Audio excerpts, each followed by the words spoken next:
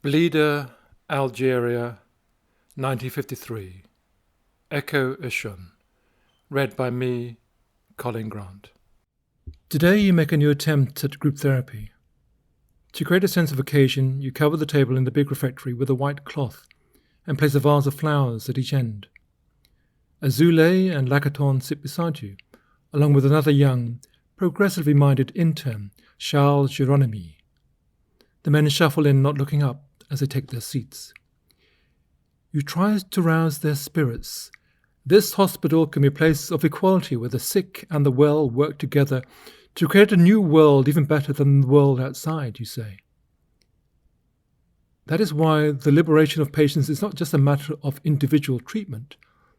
The structures that surround you men, the hospital itself, must be reformed. Not just the old practices of restraining and locking up patients, but also the regimes of forced idleness and numbing routine. Your days here must evoke the texture of everyday life. Slowly, hand in hand with the doctors and nurses, you can become your full selves again. When you finish speaking, the men stare blankly back at you. One patient yawns noisily, scratches his stubby chin, then slouches off to the courtyard. The only one of them who seems to be paying attention is a middle-aged man, a former customs official and notorious bore, who launches into a long monologue in French. Chiefly, it seems, to make it known he's made of better stuff than the others. The whole session was nothing more than an empty exercise, you complained to Lacaton afterwards. Absurd, devoid of meaning, and embarrassment. Your fellow doctors watch your efforts with amusement. Rami takes you aside one afternoon to offer his advice. When you've been in Algeria as long as I have, you'll understand how futile it is to expect anything from Muslims. They are simply too undeveloped in their thinking to ever change. Behind your back, says Azule, the other physicians call you the Arab doctor. You know they are mocking more than your sympathy for the men in the hospital.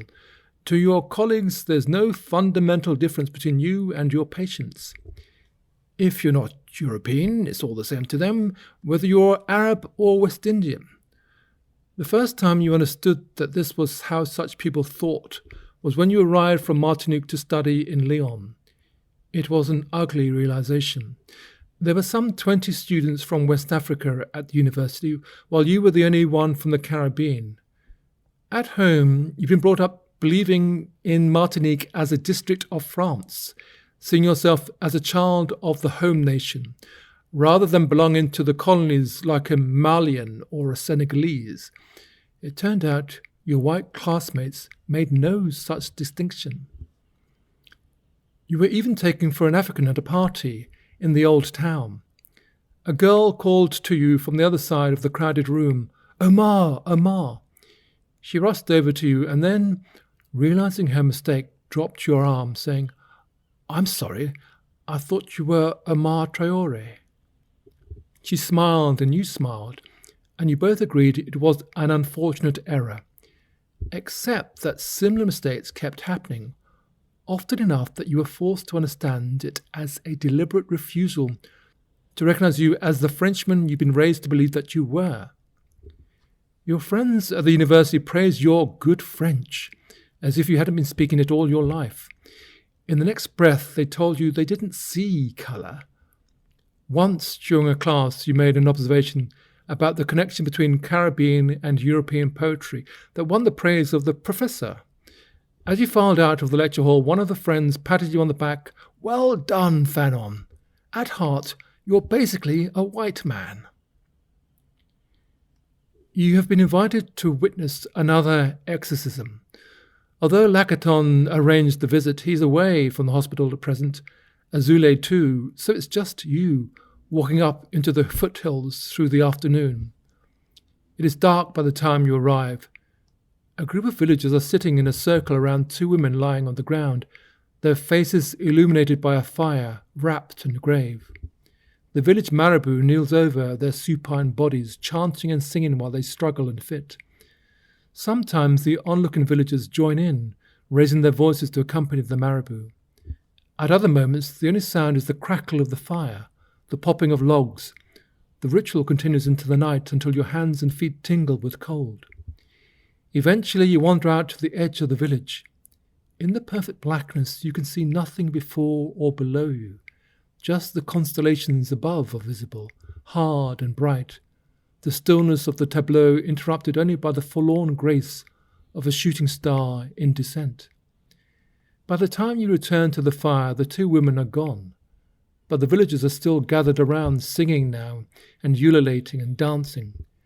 Against the backdrop of the silent mountains, this coming together of music and bodies feels like its own kind of exorcism, a collective conjuring away of the forces, whether social or supernatural, that might haunt each villager, and an affirmation, perhaps, of the bonds that unite them.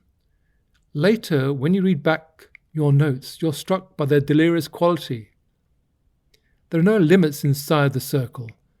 The hillock up which you have toiled, as if to be nearer to the moon, the riverbank down which you slip, as if to show the connection between the dance and the ablutions, cleansing and purification, these are sacred places.